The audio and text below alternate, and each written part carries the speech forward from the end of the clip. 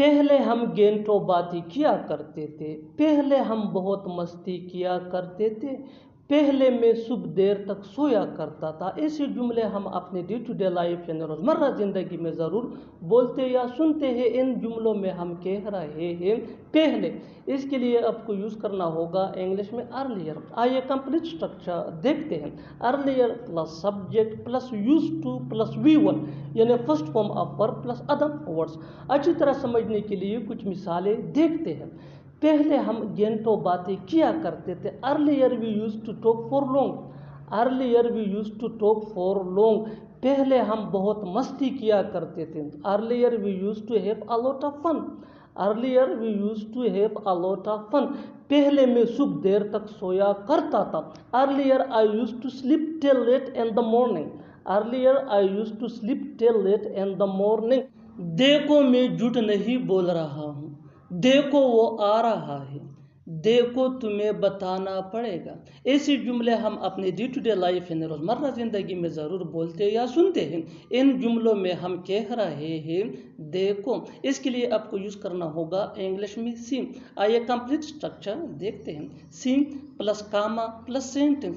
Sentence ये tense या situation के हिसाब से चेंज होता रहेगा। सी ये वही का वही रहेगा, विच मीन देखो। अच्छी तरह समझने के लिए कुछ मिसालें देखते हैं।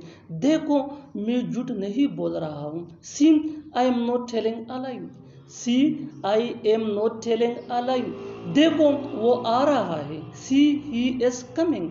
जीने के लिए पैसों का होना जरूरी है, पढ़ने के लिए किताबों का होना जरूरी है, लिखने के लिए पेन का होना जरूरी है। इन जुमलों में हम कह रहे हैं होना जरूरी है, यानी हर सेंटेंस में होना जरूरी है, कॉमन मुश्तरक है जो बार बार रिपीट हो रहा है हर सेंटेंस में। इसके लिए आपको यूज करना होगा इंग्लिश में देयर हैज टू बी।